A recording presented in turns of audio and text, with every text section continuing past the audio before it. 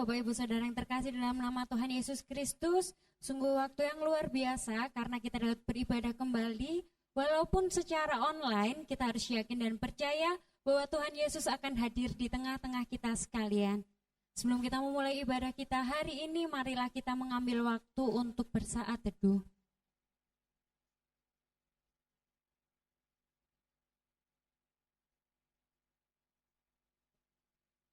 Tuhan adalah kekuatanku dan perisaiku, kepadanya hatiku percaya. Aku tertolong sebab itu beria-ria hatiku, dan dengan nyanyianku aku bersyukur kepadanya. Kami percaya Tuhan, hanya Engkaulah yang terindah di dalam hidup kami Tuhan. Kami bersyukur Tuhan untuk setiap kasih-Mu dalam hidup kami Tuhan. Kau yang terindah.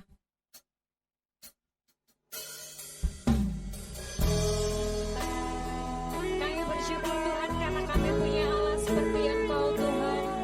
Inilah pujian dan penyembahan kami Tuhan. Kami mau naikkan syukur kami Tuhan kepadamu, sebab Engkaulah Allah yang terindah. Oh yang terindah di dalam hidup ini. Tiada Allah Tuhan yang seperti Engkau.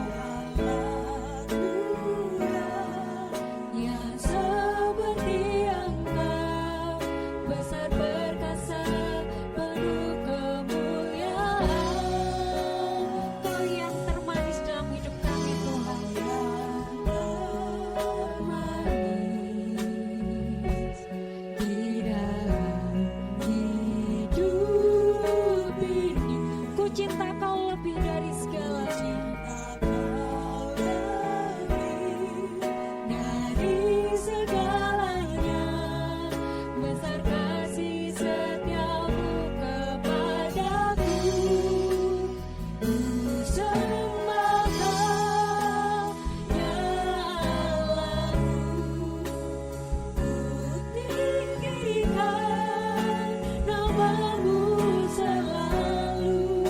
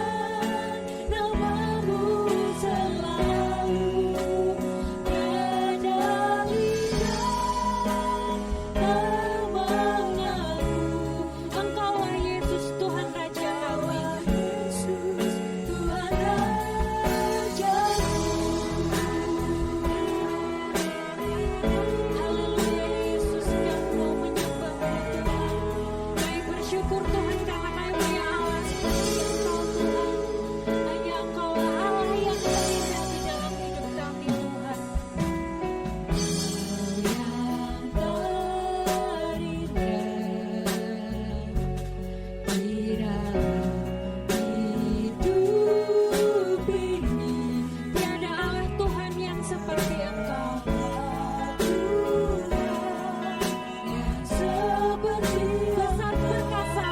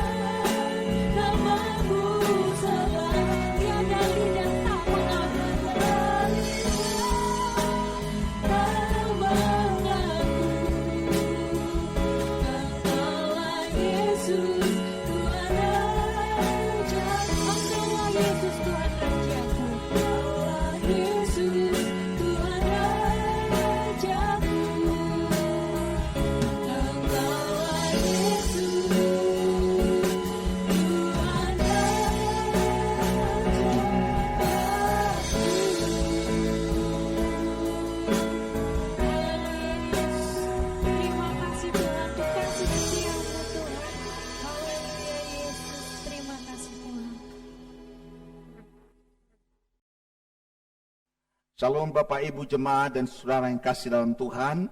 Sebelum kita mendengarkan firman Tuhan pada hari ini, mari kita bersama-sama tunduk kepala dan kita satu dalam doa.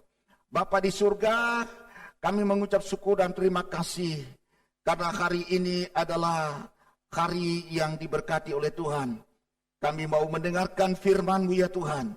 Karena itu jamah hati dan pikiran kami, berikanlah kepada kami konsentrasi untuk mendengarkan firman-Mu. Urapilah hamba-Mu ya Tuhan untuk menyampaikan, supaya kami mengerti rencana dan kehendak Tuhan dalam kehidupan kami. Segala macam gangguan dari dunia ini yang mengganggu konsentrasi dan suasana hati kami tolak dalam nama Yesus. Berfirmanlah kepada kami Tuhan hari ini, sebab kami telah siap mendengarkan firman-Mu. Dalam nama Tuhan Yesus kami berdoa. Amin. Mari bersama-sama kita mendengarkan firman Tuhan. Pembacaan firman Tuhan pada hari ini dari kitab Kejadian pasal 50 ayat 15 sampai ayat yang ke-21. Demikian bunyi firman Tuhan. Ketika saudara-saudara Yusuf melihat bahwa ayah mereka telah mati, berkatalah mereka, boleh jadi Yusuf akan menendam kita dan membalaskan sepenuhnya kepada kita segala kejahatan yang telah kita lakukan kepadanya. Sebab itu mereka menyuruh menyampaikan pesan ini kepada Yusuf sebelum ayahnya mati. Ia telah berpesan, beginilah harus kamu katakan kepada Yusuf, ampunilah kiranya kesalahan saudara-saudaramu dan dosa mereka, sebab mereka telah berbuat jahat kepadamu. Maka sekarang ampunilah kiranya kesalahan yang dibuat hamba-hamba Allah ayahmu. Lalu menangislah Yusuf ketika orang berkata demikian kepadanya. Juga saudara-saudaranya datang sendiri dan sujud di depannya serta berkata, kami datang untuk menjadi budakmu. Tetapi Yusuf berkata kepada mereka, janganlah takut, sebab aku inikah pengganti Allah. Memang kamu telah mereka-rekakan yang jahat terhadap aku. Tetapi Allah telah mereka-rekakannya untuk kebaikan dengan maksud melakukan seperti yang terjadi sekarang ini. Yakni memelihara hidup suatu bangsa yang besar. Jadi janganlah takut. Aku akan menanggung makananmu dan makanan anak-anakmu juga. Demikianlah ia menghiburkan mereka dan menenangkan hati mereka dengan perkataannya. Sedemikian jauh pembacaan firman Tuhan. Berbahagia kita yang mendengar dan melakukan firman Tuhan dalam kehidupan kita hari lepas hari. Dari pembacaan firman Tuhan ini berbicara tentang pengampunan. Saya mau tanya, Bapak, Ibu, dan Saudara pernah nggak disakiti oleh orang? Dikhianati oleh orang? Diperlakukan secara tidak adil oleh orang, atau dilukai hatinya oleh seseorang, padahal didapati Bapak, Ibu, dan Saudara tidak pernah melakukan kesalahan sedikit pun. Bagaimana reaksi Bapak Ibu, bagaimana tanggapan Bapak Ibu, bagaimana sikap hati Bapak Ibu kalau Bapak Ibu diperlakukan seperti itu? Pasti banyak orang akan berkata, kalau kita disakiti, kalau kita dikhianati, dilukai, diperlakukan secara tidak adil, padahal kita tidak pernah melakukan kesalahan kepada orang itu, kita akan membalasnya. Nah, Bapak Ibu yang dikasihi Tuhan, kalau itu terjadi dalam kehidupan manusia, itu berarti dia adalah orang yang belum percaya kepada Tuhan. Dan sekarang ini mari kita akan belajar satu pribadi anak Tuhan yang luar biasa, yang tidak asing lagi bagi kita, yaitu Yusuf. Nah, Yusuf ini Bapak Ibu yang dikasih oleh Tuhan. Kalau kita baca latar belakangnya mulai dari Kejadian pasal 37, sebelum Yusuf berada di Mesir, kehidupan Yusuf, perjalanan kehidupan Yusuf itu diwarnai dengan berbagai macam kepahitan hidup. Dan boleh saya katakan bahwa perjalanan hidup Yusuf itu tidak pernah enak. Secara manusia, dia hidupnya penuh dengan tekanan, penuh dengan penderitaan. Dan yang luar biasa lagi, yang menyakiti hidupnya, menyakiti hati Yusuf, yang mengecewakan Yusuf, bukan orang lain, saudara-saudara, tetapi saudara-saudaranya sendiri, yang menyakiti dia, yang mengkhianati dia. Dia sampai dibuang ke dalam sumur, karena direncanakan dia akan dibunuh. Bapak Ibu dan sekali, saudara yang kasih dalam Tuhan. Tetapi oleh kemurahan Tuhan, oleh kasih Tuhan, akhirnya dia diangkat dari sumur dan dia dijual ke Mesir, Bapak Ibu. Nah, setelah dia sampai di Mesir, tiba di rumah seorang pegawai istana di Mesir. Dia dijadikan budak di sana, Bapak Ibu yang dikasih oleh Tuhan. Kemudian selama dia tinggal di rumah salah satu pegawai istana di Mesir, dia juga dikhianati di sana. Ya, dia di sana dituduh yang bukan-bukan. Ya, akhirnya dia ditangkap oleh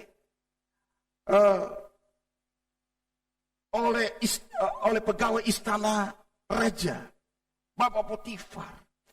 Lalu dimasukkan ke dalam penjara. Bapak Ibu dikasih oleh Tuhan. Nah, apa yang terjadi? Dia tetap setia kepada Tuhan. Dia tetap percaya kepada Tuhan. Dia tetap beriman kepada Tuhan. Dan pada akhirnya, saudaraku yang dikasih oleh Tuhan, dia terlepas dari berbagai macam penderitaannya, tekanan hidupnya. Dia bebas dari penjara karena pertolongan dan pembelaan Tuhan.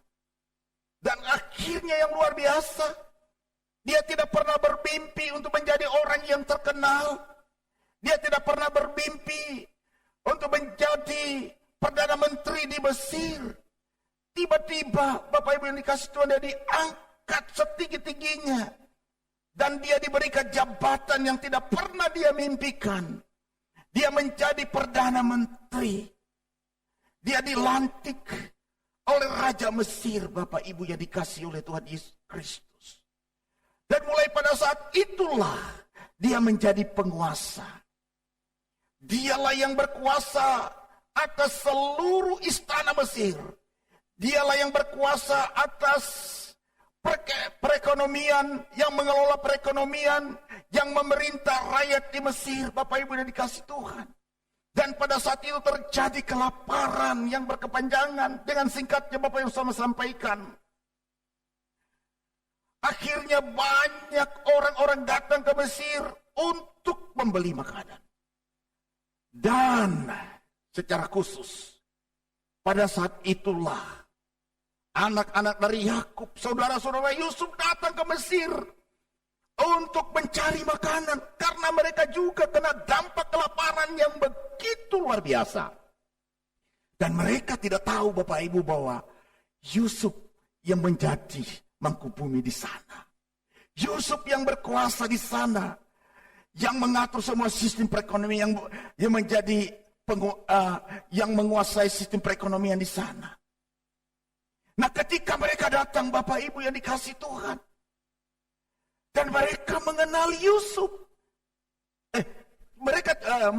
Mereka tidak mengenal Yusuf, tetapi Yusuf mengenal mereka. Wah, ini luar biasa Bapak Ibu yang dikasih oleh Tuhan. Nah, pada waktu Yusuf mengenal mereka, bagaimana sikap Yusuf saat itu? Oh, luar biasa Bapak Ibu yang dikasih Tuhan. Ini patut kita belajar dari pembacaan firman Tuhan ini. Yusuf sekarang bukan lagi orang yang biasa. Yusuf sekarang bukan lagi orang yang mereka buang ke dalam sumur. Yusuf sekarang bukan lagi Yusuf yang dipenjarakan. Yusuf sekarang bukan lagi Yusuf yang menjadi budak. Tapi Yusuf sekarang adalah Yusuf menjadi Perdana Menteri. Dia yang berkuasa di sana. Ini luar biasa. Secara manusia Bapak Ibu, pada waktu Yusuf melihat mereka, pasti di dalam hatinya, inilah waktunya saya mendendam. Saya membalas kejahatan mereka. Tetapi apakah itu terjadi? Bapak Ibu, tidak. Itu tidak terjadi. Saudaraku yang dikasihi oleh Tuhan. Dan pada akhirnya, di dalam pasal yang ke-50 ini Bapak Ibu yang dikasih sebagai kesimpulan dari perjalanan hidup Yusuf, kita melihat. Dikatakan oleh ayat firman Tuhan, ketika saudara-saudara Yusuf melihat bahwa ayah mereka telah mati. Wah, pada saat itu ayah mereka telah mati. Mulailah muncul pikiran jahat dari saudara-saudaranya. Mereka mulai berpikir, wah, ayah kita sudah mati. Pastilah Yusuf akan membalas dendam, kejahatan yang kita lakukan di masa kehidupannya yang lalu. Ayah kita sudah tidak ada lagi yang membela kita. Pasti kita akan minimal dipenjarakan. Pasti akan dibunuh oleh Yusuf. Nah, karena itu mereka menyampaikan pesan kepada Yusuf. Ya, pesan ayahnya itu kepada Yusuf. Dan apa? Setelah Yusuf mendengar pesan dari saudara-saudaranya yang masih mengingat masa lalu mereka yang jahat, yang pernah berbuat jahat kepada Yusuf, apa tanggapan Yusuf? Ayat yang ke-17. Bagian yang telah dikatakan. Lalu setelah Yusuf mendengar perkataan mereka itu, lalu menangislah Yusuf. Ketika orang berkata demikian kepadanya. Dia menangis. Saudaraku yang dikasihi Tuhan. Nah, pertanyaan saya. Kenapa Yusuf tidak mau mendendam? Kenapa hati Yusuf itu tidak ada akar kepahitan? Ya, apa rahasianya Yusuf mengampuni saudara-saudaranya? Walaupun saudara-saudaranya sudah berbuat kejahatan yang menyakiti dia, mengecewakan dia, membuat Yusuf menderita. Dan sekarang posisi Yusuf, dia menjadi orang yang terhormat. Dia sudah menjadi penguasa di Mesir. Tetapi walaupun dia sudah menjadi penguasa, orang yang hebat, orang yang kaya di Mesir, orang yang dihormati. Tetapi sedikit pun di dalam hatinya, dalam pikirannya, untuk membalas dendam kepada saudara-saudaranya, itu tidak ada sama sekali, Bapak Ibu, saudara yang kasih dalam Tuhan. Di mana rahasianya? Rahasianya Yusuf tidak mau membalas dendam kepada saudara-saudaranya. Yang pertama, karena Yusuf melakukan perintah daripada Tuhan. Itu kita lihat di dalam pasal 39 ayat yang kedua. Pasal 39 ayat yang kedua di sana dikatakan, tetapi Tuhan menyertai Yusuf sehingga ia menjadi seorang yang selalu berhasil dalam pekerjaannya, maka tinggallah ia di rumah tuannya, orang Mesir itu. Nah, bukti bahwa Yusuf itu melakukan perintah Tuhan, karena dia selalu disertai oleh Tuhan. Bapak Ibu yang dikasihi oleh Tuhan Yesus, kalau Yusuf mempunyai hati yang jahat, pikiran yang jahat, tidak akan mungkin Tuhan menyertai Yusuf. Ya, karena Yusuf itu memiliki hati yang baik, sehingga Tuhan menyertai dia. Dan penyertaan Tuhan inilah yang membuat Yusuf itu menjadi orang yang berhasil senantiasa. Jadi apapun yang dia kerjakan, dia selalu berhasil. Jadi Yusuf itu memiliki hati yang takut akan Tuhan. Dia tidak mau berbuat dosa. Bagi Yusuf, pasal 39 ayat yang ke-9, di sana dikatakan, bahkan dikatakan, bagaimanakah mungkin aku melakukan kejahatan yang besar ini dan berbuat dosa terhadap Allah. Jadi bagi Yusuf, dosa sekecil apapun, bagi Yusuf dosa itu adalah dosa yang paling besar. Jadi dia melihat itu dosa yang paling besar. Dia tidak mau melakukan dosa, apalagi mendendam, tidak mau mengampuni. Itulah dosa yang paling besar. Jadi dia melihat dosa itu sangat serius di hadapan Tuhan. Karena itu Bapak Ibu, dia tidak mau menaruh dendam. Yang kedua Bapak Ibu yang dikasihi oleh Tuhan Yesus Kristus. Yang pertama tadi, mengapa Yusuf tidak dendam, tapi dia mengampuni saudara-saudaranya. Karena Yusuf melakukan perintah Tuhan. Yang kedua, karena Yusuf selalu melihat segala sesuatu yang buruk dalam perjalanan hidupnya. Dia selalu melihat dengan kacamata iman. Dia tahu bahwa di balik dari penderitaan yang dialami, ada rencana Tuhan yang indah dalam kehidupannya.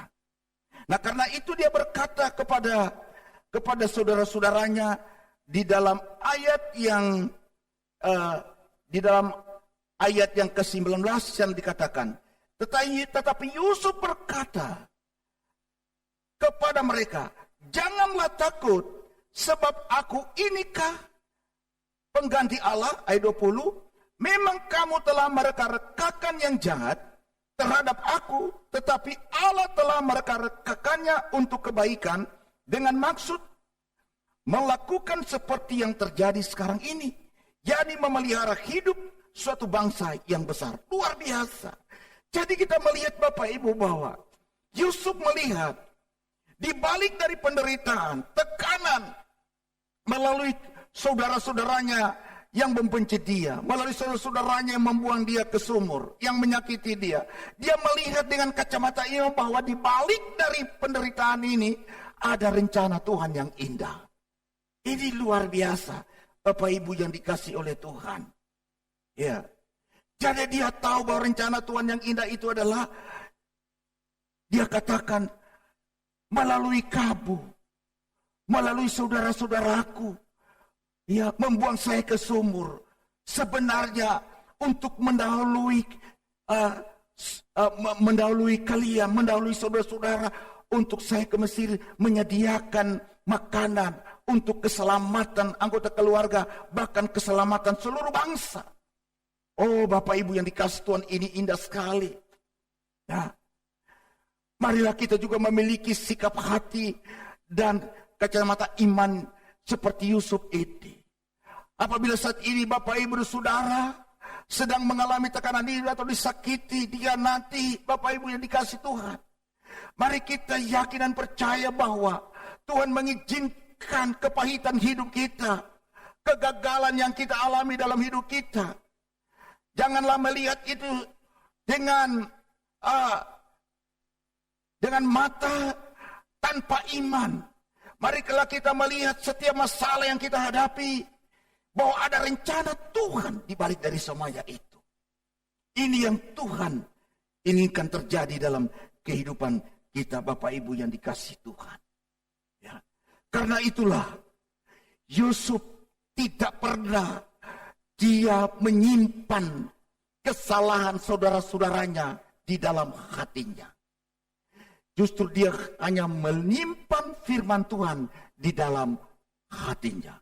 Oh, sekarang ini banyak orang-orang atau bahkan mungkin ada orang Kristen sampai dengan sekarang ini sulit mengampuni. Ya. Mengampuni kesalahan orang yang pernah menyakiti dia. Saya mau katakan Bapak Ibu yang dikasih Tuhan, kalau kita tidak mau mengampuni, itu berarti kita tidak melakukan perintah Tuhan. Ya. Sebab itu firman Tuhan berkata, jika kita tidak mau mengampuni, maka Bapa kita di sorga pun tidak akan mengampuni kita. Nah, kalau Tuhan tidak mau mengampuni kita, maka siapa yang mau mengampuni kita? Kalau dosa kita tidak diampuni oleh Tuhan, maka kita akan binasa. Kita akan masuk neraka, Bapak Ibu yang dikasihi Tuhan. Dan karena itu, marilah kita memiliki sikap hati seperti Yusuf. Walaupun saat ini mungkin di antara Bapak Ibu disakiti, dikhianati, dilukai hatinya, diperlakukan secara tidak adil. Dan mungkin posisi Bapak Ibu sekarang ini sudah menjadi orang yang diberkati oleh Tuhan, sudah sukses dalam segala hal. Dan tiba-tiba ada orang yang pernah menyakiti Bapak Ibu, dia datang meminta bantuan, meminta pertolongan. Apakah Bapak Ibu mau seperti Yusuf, tidak pernah menyimpan kesalahan atau kejahatan orang yang pernah menyakiti dia, tapi dia tetap melepaskan pengampunan? Itulah hati Yesus, Bapak Ibu yang dikasihi Tuhan.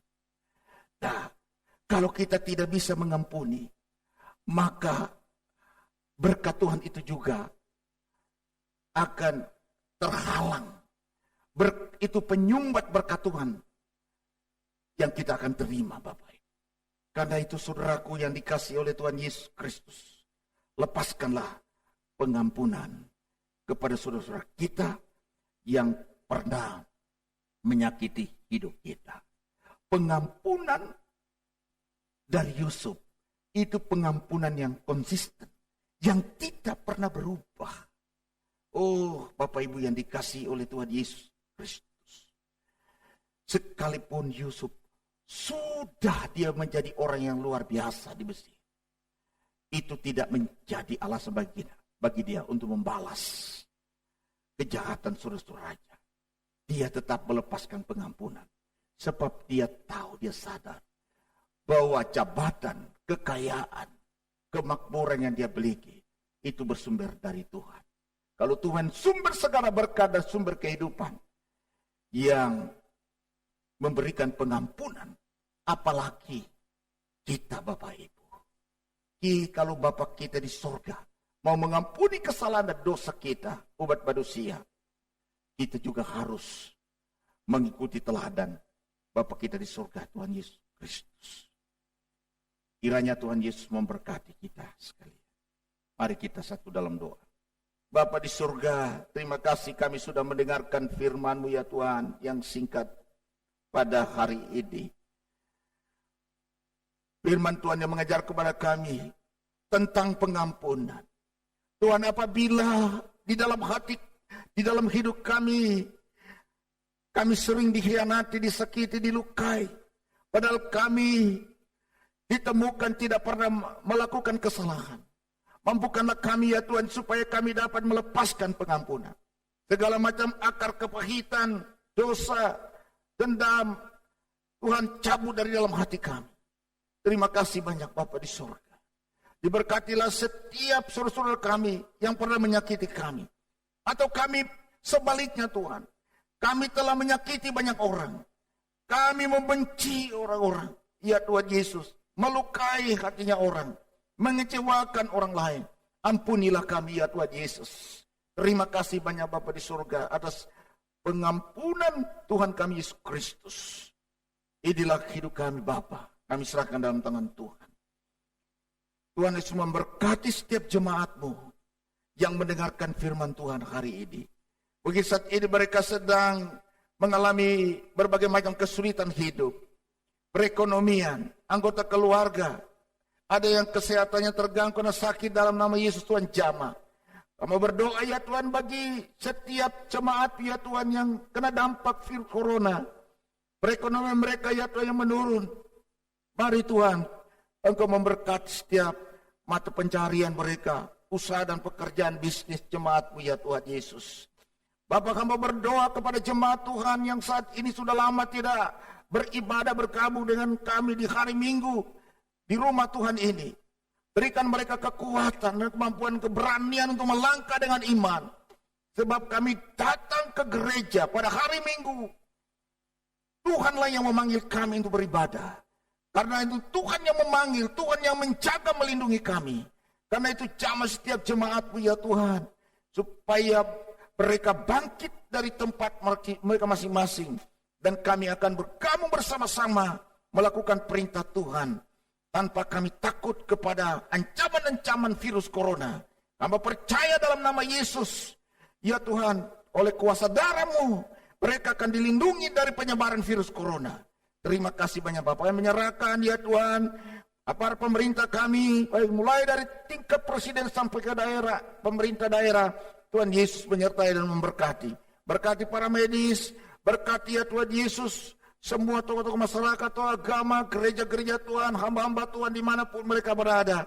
Orang-orang Kristen, gereja-gereja Tuhan. Tuhan Yesus memberkati mereka Bapa. Terima kasih banyak Tuhan Yesus Kristus. Dan saat ini ya Tuhan hamba juga berdoa kepada setiap jemaat Tuhan yang terpanggil, yang tergerak hatinya untuk memberikan persembahan buat pekerjaan Tuhan. Tuhan Yesus memberkati Bapa. Dalam nama Tuhan Yesus Kristus kami sudah berdoa dan mengucap syukur. Amin.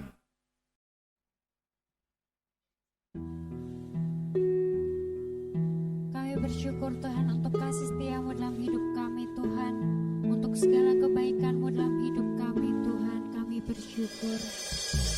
Kami yakin dan percaya Tuhan, bahwa kami ada hari ini Tuhan, itu bukan karena kekuatan kami Tuhan, tapi itu semua karena anugerah-Mu Tuhan. Haleluya Yesus, terima kasih Tuhan, untuk segala kebaikan-Mu Tuhan.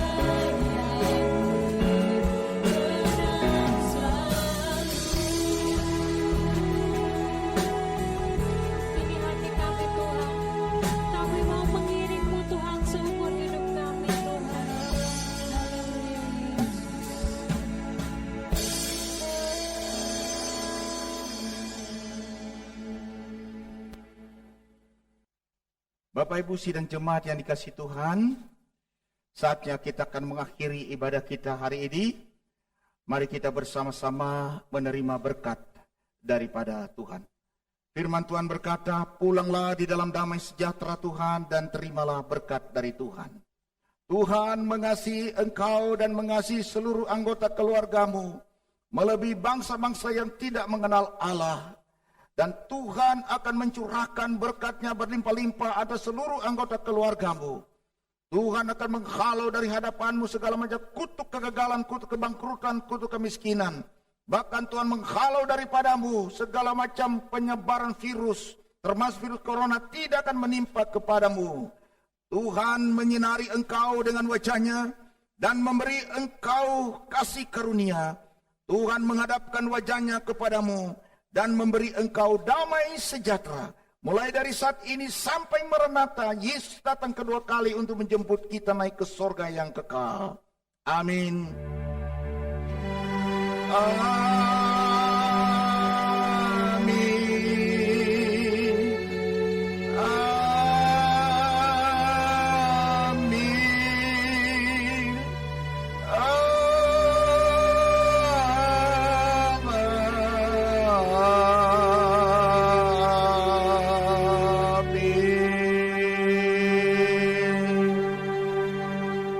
Amin.